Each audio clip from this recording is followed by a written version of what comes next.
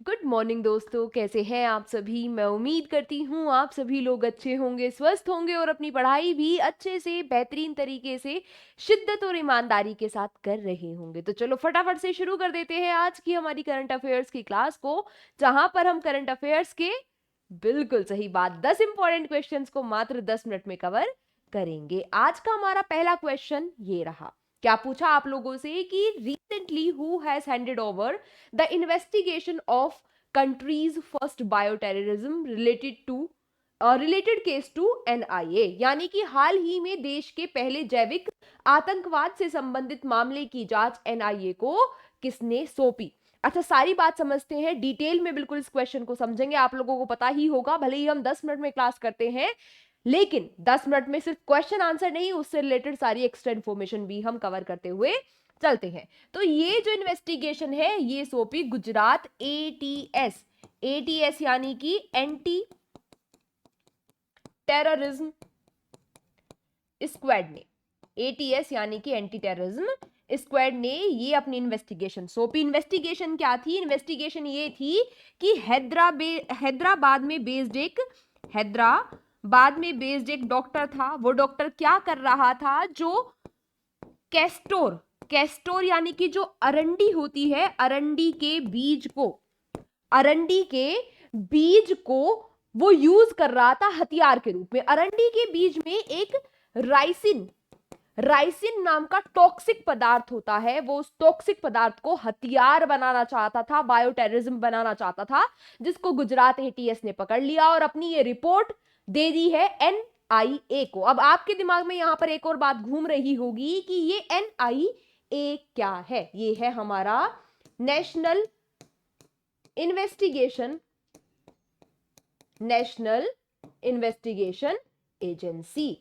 अच्छा, यहां पर अगर नेशनल इन्वेस्टिगेशन एजेंसी का नाम आया तो एक दो बातें इसके बारे में भी जान लो। ये जो नेशनल इन्वेस्टिगेशन एजेंसी है, इसकी स्थापना हुई थी 2009 में। इसका जो मोटो है, मोटो क्या है? कहां लिखे मोटो? यहीं पर लिख लेते हैं। इसका मोटो है Nations protection is first priority, is first duty, यानी कि जो देश की सेवा है वो प्रथम कर्तव्य है एनआईए का। यहां पर सबसे इंपॉर्टेंट फैक्ट एनआईए के बारे में ये है कि इसके डीजी यानी डायरेक्टर जनरल कौन है? राकेश अग्रवाल। ये बात भी ध्यान रखना, कौन है? राकेश अग्रवाल इसके डीजी यानी डायरेक्टर जनरल यानी कि महानिदेशक है। जितनी बातें मैंने आपको इस क्वेश्चन से रिलेटेड बताई, सारी की सारी बातें इंपॉर्टेंट है, हर एक फैक्ट इंपॉर्टेंट है। अपनी कॉपी में ध्यान से लिख लेना सारी बातें। बात समझ में आ गई? ठीक है, चलो इसी के साथ चलते हैं अगले क्वेश्चन पर। अगला क्वेश्चन क्या है? अगला क्वेश्चन है, recently BharatGen will launch his multilingual model, what is its name. हाल ही में जो भारत जैन इस बहुभाषीय मॉडल को लॉन्च करेगा, इसका नाम क्या है? ये बहुभाषीय मॉडल यानी कि ये कई सारी भाषाओं में होगा। जो प्रशासन के बारे में जागरूकता, जो सांस्कृतिक संदर्भ है उनके बारे में डेवलप किया जा रहा है, ताकि लोकल लैंग्वेज में वो लोगों तक पहुंच सके। कितनी भाषाओं में रहेगा ये बहुभाषीय मॉडल? ये 22 भारत की 22 भाषाओं में रहेगा। कहां लॉन्च किया गया? मैंने कल की क्लास में भी आपको पढ़ाया था कि इंडिया एआई इंपैक्ट समिट हो रही है। इंडिया एआई इंपैक्ट समिट हो रही है, यहां पर इसको लॉन्च किया गया, इंडिया एआई इंपैक्ट समिट में। एक बार फटाफट से इसको भी रिवाइज कर लेते हैं। कहां पर हो रही है ये? न्यू दिल्ली में। नई दिल्ली में भी कहां? भारत मंडपम में। कहां? भारत मंडपम में। ठीक है, इसके अलावा इसका थीम क्या है? इसकी थीम है, क्या है इसकी theme? People, planet and progress. ठीक है, इंपॉर्टेंट है। मैंने आपको कल भी बताया था कि भारत इस समिट को होस्ट कर रहा है। India AI impact summit Bharat में ये हो रही है, तो यहां से क्वेश्चन जरूर बनेगा। 16 से अभी 20 फरवरी तक ये समिट चल रही है।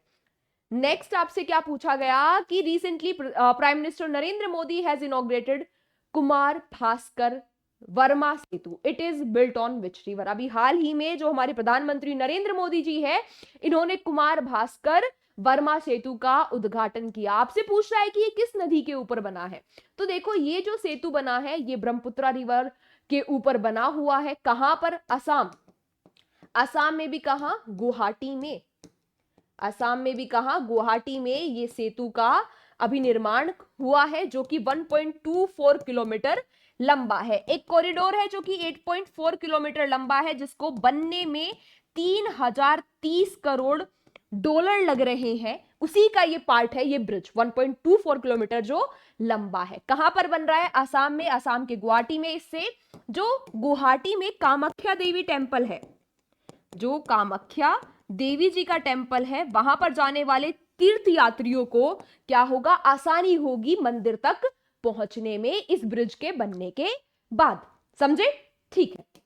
अगला प्रश्न है, recently according to the report of Association of Democratic Reforms, which political party has received the highest donation from electoral trust?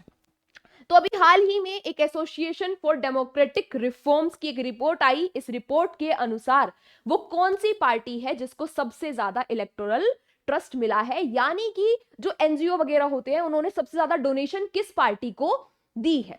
देखो टोटल जो डोनेशन थी वो तो 3826 करोड़ की टोटल डोनेशन दी गई, जिसमें सबसे ज्यादा डोनेशन मिली है भारतीय जनता पार्टी को। इस टोटल अमाउंट का 82.5% बीजेपी को मिला है, और कांग्रेस आती है सेकंड नंबर पर। कांग्रेस को 7.8% इस पैसे में से मिला है, इस डोनेशन में से मिला है। अच्छा, यहां पर नाम आया भारतीय जनता पार्टी का, तो आपको यह पता होना चाहिए कि भारतीय जनता पार्टी के अभी यंगेस्ट प्रेसिडेंट कुछ ही दिनों पहले बने थे, नितिन नबीन। नितिन नबीन, इनका नाम याद रखना, कहीं ना कहीं ये आपसे क्वेश्चन टकरा सकता है। ठीक है, चलो next, in which state is 22nd national mountain bike cycling championship being organised?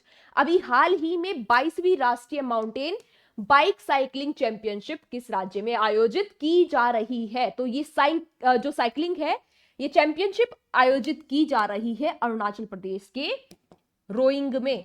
Arunachal Pradesh के रोइंग में ये चैंपियनशिप आयोजित की जा रही है। यहां पर नाम आया अरुणाचल प्रदेश का, तो फटाफट मुझे बता दो सीएम कौन है? क्या पेमा खांडू जी है?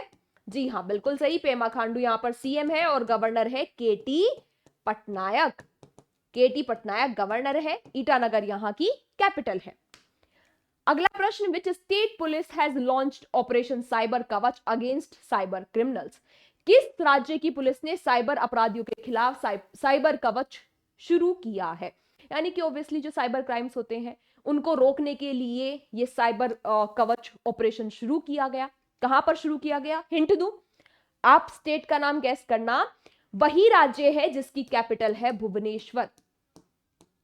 भुवनेश्वर जिसकी कैपिटल है। सीएम जहां पर मोहन चरण मांझी है, मोहन चरण मांझी जहां पर सीएम है।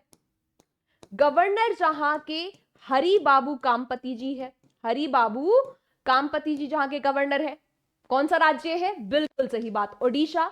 यहीं पर लॉन्च किया गया ये ऑपरेशन कवच, जो फेक अकाउंट वगैरह होते हैं उनको रोकने के लिए, साइबर क्राइम को रोकने के लिए ये ऑपरेशन शुरू किया है। Recently who has been appointed as the chief manager of GAIL? GAIL के चीफ मैनेजर कौन बनने जा रहे हैं? उससे पहले तो हमें यही पता होना चाहिए कि ये गेल क्या है। गेल क्या होता है? Gas authority of India limited.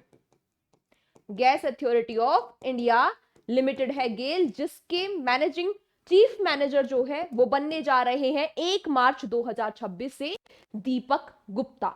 ठीक है, नाम इनका आप याद रखना। What is the rank of India in recently released 2026 Henley passport index? पहली बात, जो ये हेनले पासपोर्ट इंडेक्स है ये क्वार्टरली निकलता है, हर 4 महीनों में एक बार ये हेनले पासपोर्ट इंडेक्स निकलता है। अभी हाल ही में इस क्वार्टर के लिए निकल गया। आपसे पूछा गया भारत की क्या रैंक है, तो इस बार भारत की रैंक आई है 75 आउट ऑफ 192 कंट्रीज। किस हिसाब से पासपोर्ट इंडेक्स जो है वो निकलता है? ये निकलता है इस आधार पर कि भाई किस देश का पासपोर्ट कितना स्ट्रोंग है, कितने देशों में उसे वीजा फ्री एंट्री मिल रही है। तो भारत को 56 कंट्रीज में वीजा फ्री एंट्री है। अब आपके दिमाग में ये बात आनी ही चाहिए कि भाई सबसे स्ट्रोंग पासपोर्ट यानी कि टॉप किसने किया है इस इंडेक्स में? टॉप किया है सिंगापुर ने। ठीक है, सिंगापुर का सबसे स्ट्रोंग पासपोर्ट है। पिछले साल जो भारत की ये रैंक है ये 85 हुआ करती थी, इस बार 75 है, यानी कि थोड़ा सा इंप्रूवमेंट, थोड़ा सा क्या 10 रैंक का इंप्रूवमेंट देखा गया भारत की रैंकिंग में। Recently NIPCL has signed an agreement with PayNet of which country for cross border QR payments. Cross border QR payments के लिए अभी हाल ही में NIPL ने किस देश की PayNet के साथ जो है वो समझौता किया है। अभी मैंने कल या परसों की क्लास में आपको पढ़ाया था कि भारत और मलेशिया क्या करने वाले हैं, ये लोकल करेंसी में अब लेन देन करेंगे। जो भी ट्रेड होती है वो लोकल करेंसी में होगी, यानी कि भारत की रुपए और मलेशिया की रिंगिट में ये ट्रेड होगी। अब जब ट्रेड लोकल करेंसी में होगी तो भाई पेमेंट का कोई मोड भी होगा। अब क्या किया गया कि भाई QR पेमेंट से भी, QR कोड से भी एक दूसरे देश में जाकर आप पेमेंट कर सकते हो। अब यहां पर एक बात आई नो ये खटक रही है कि ये NIPL क्या है। तो ये है NPCI इंटरनेशनल पेमेंट लिमिटेड। अच्छा, इतना बात तो समझ में आ गई, इंटरनेशनल पेमेंट के लिए है संस्थान, ठीक है। लेकिन यहां पर ये NPCI अब क्या है? NPCI है भाई नेशनल पेमेंट कॉरपोरेशन लिमिटेड, ठीक है। दोनों बातें, दोनों फुल फॉर्म आप याद रखना। आज आप लोगों के लिए क्वेश्चन फॉर यू है, आपको मुझे इस संस्थान के बारे में बताना है, ये क्या है, कब इसकी स्थापना वगैरह हुई, इसके बारे में आज आपको मुझे कमेंट बॉक्स में बताना है क्लास के बाद। किसके बारे में? NPCI के बारे में, National Payment Corporation of India के बारे में आपको मुझे बताना है। आज हमारा last question, defence minister Rajnath Singh has inaugurated the state of the art missile integration facility in which city. हाल ही में जो हमारे रक्षा मंत्री है राजनाथ सिंह, इन्होंने किस शहर में अत्याधुनिक मिसाइल एकीकरण सुविधा का उद्घाटन किया है? तो यह अत्याधुनिक जो मिसाइल सिस्टम है इसका उद्घाटन किया गया बेंगलुरु में। बेंगलुरु में जो बेल यानी कि भारत इलेक्ट्रॉनिक्स लिमिटेड है, वहां पर ये मिसाइल बनने का जो है उद्घाटन किया गया, ठीक है। किसके द्वारा? हमारे डिफेंस मिनिस्टर राजनाथ सिंह जी के द्वारा। आज की क्लास हमारी यहीं तक थी। Thank you so much everyone class में अंत तक बने रहने के लिए। आई होप आपको सारे क्वेश्चन समझ में आए होंगे, सारी चीजें अच्छे से समझ में आई होंगी। फिर भी अगर कोई डाउट रह गया हो तो कमेंट बॉक्स में पूछ लेना। और आज का जो क्वेश्चन फॉर यू है उसका आंसर भी याद से सभी बच्चों को कमेंट बॉक्स में देना है। इसके अलावा आपका छोटा सा काम रहता है कि इस क्लास के नोट्स आज के आज बना लेना और आज के आज ही रिवीजन भी कर लेना। मिलते हैं आपसे कल की क्लास में। Take care, bye bye.